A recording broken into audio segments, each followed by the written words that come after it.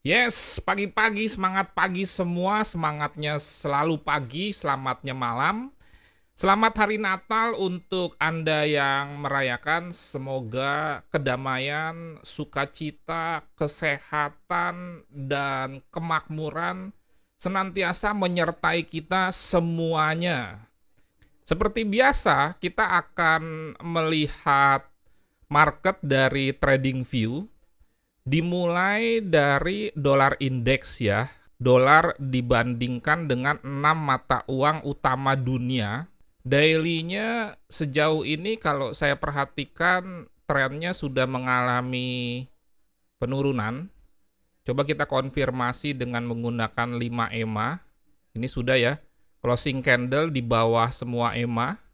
Kemudian EMA 10 berada paling bawah.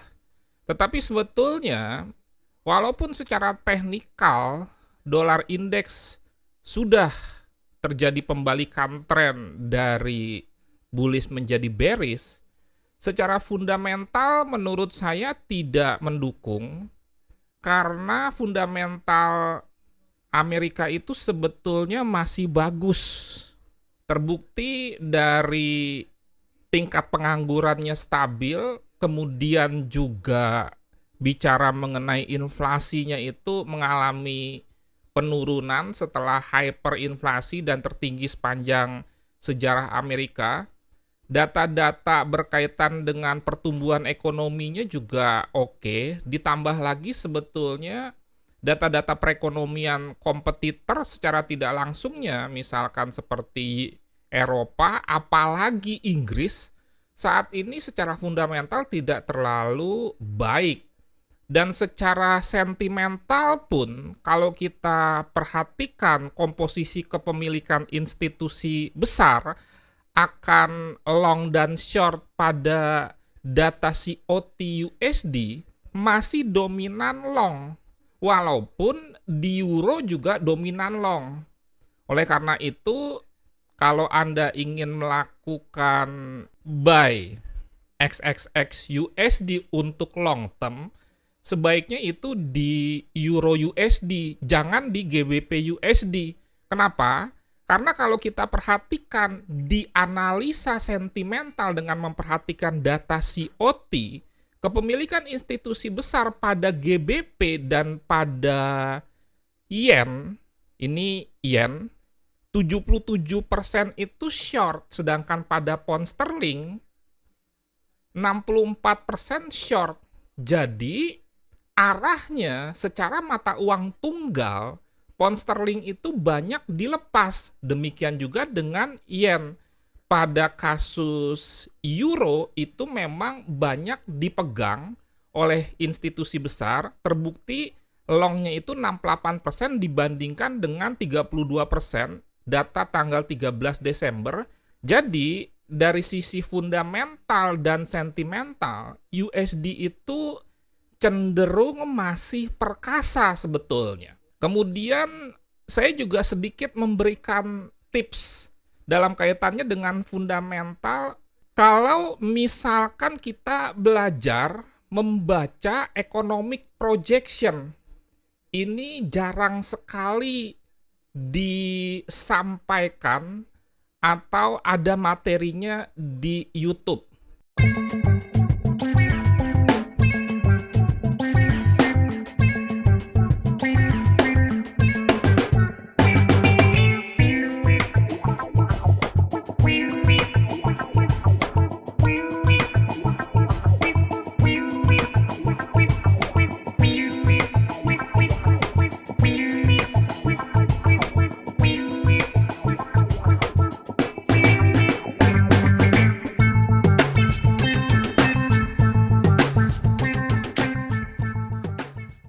Sambil menunggu yang lain, Bapak scalping juga nggak Pak Joseph Magenta? Saya scalping juga.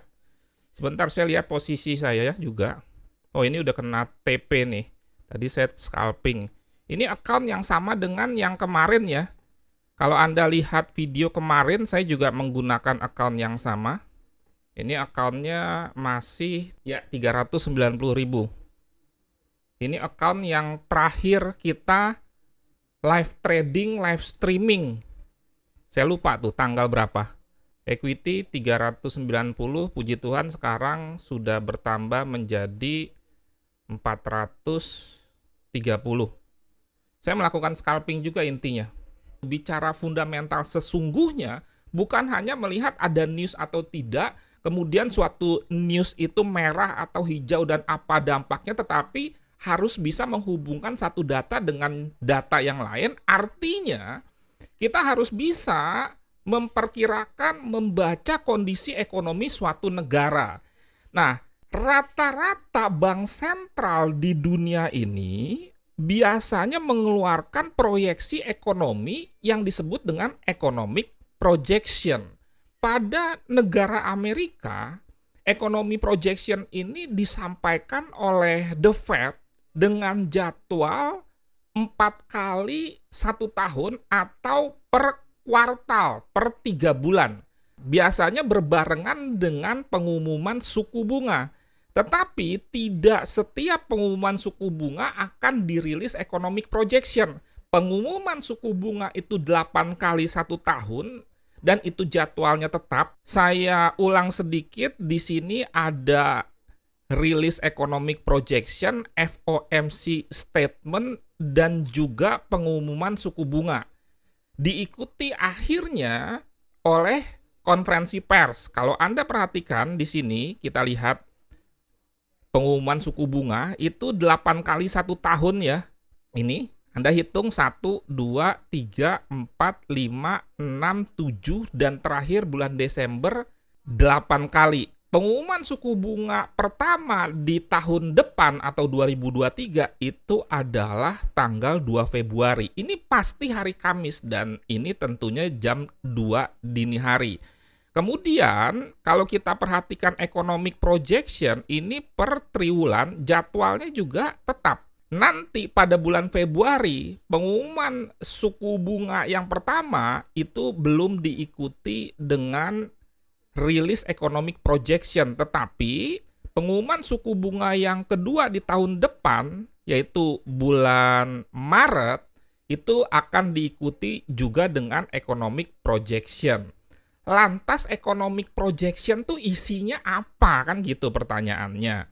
Nah, isi dari economic projection itu adalah proyeksi ekonomi di mana yang disajikan itu adalah pertama data GDP. GDP itu tingkat pertumbuhan ekonomi. Kedua, tingkat pengangguran atau unemployment rate.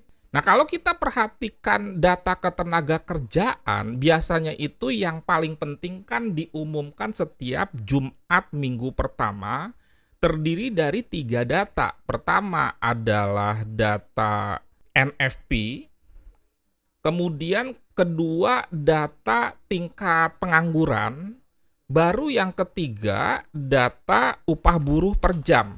Ada sih data-data ekonomi yang lain, tetapi secara prinsip data mengenai labor atau tenaga kerja itu adalah 3. Dan dari 3 tadi, yang lebih penting adalah tingkat pengangguran. Kenapa saya katakan itu lebih penting? Karena itu ditampilkan sebagai sebuah proyeksi ekonomi oleh The Fed. Sayangnya, orang-orang yang tidak paham justru konsentrasinya ke NFP.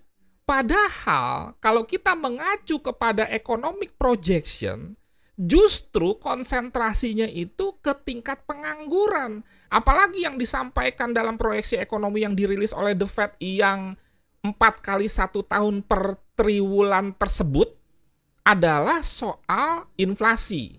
Selanjutnya adalah soal suku bunga.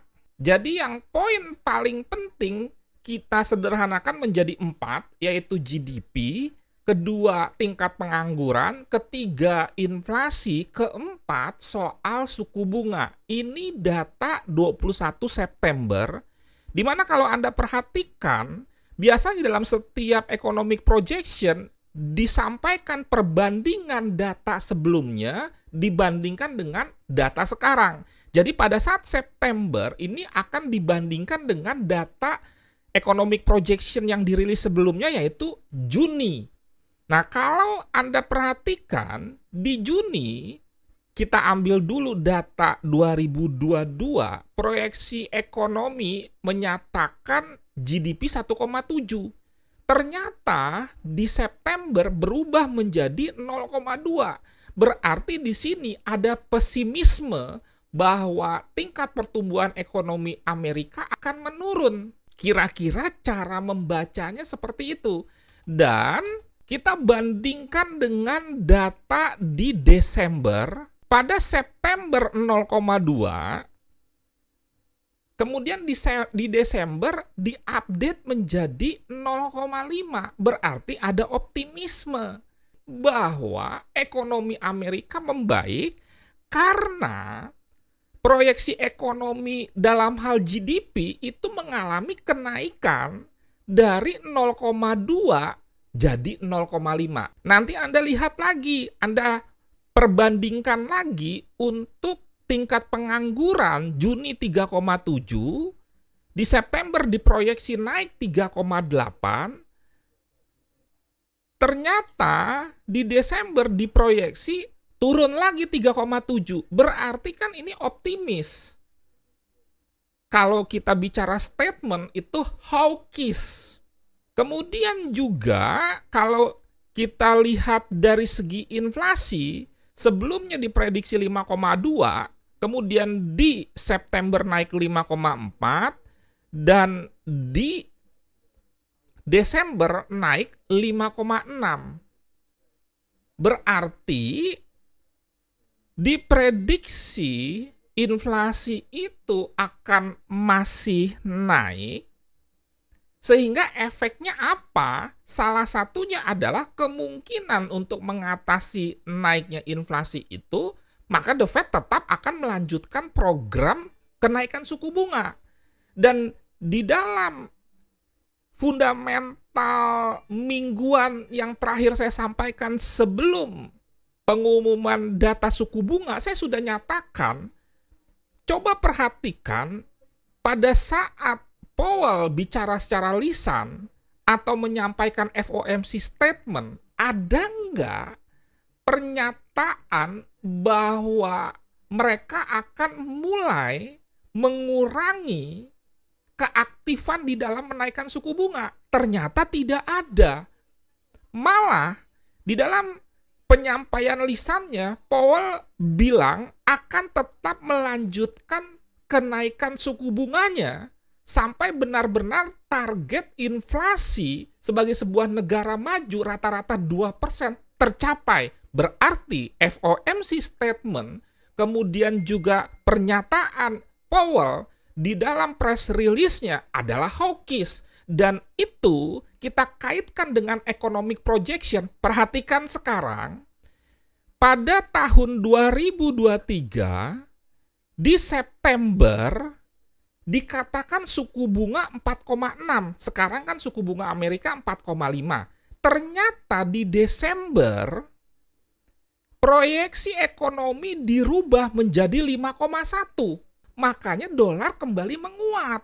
Dolarnya akan kembali atau masih menguat. Itu maksud saya karena masih ada target menaikkan suku bunga sampai menjadi 5,1 dari sekarang yang 4,5. Ingat, suku bunga itu kan 8 kali 1 tahun.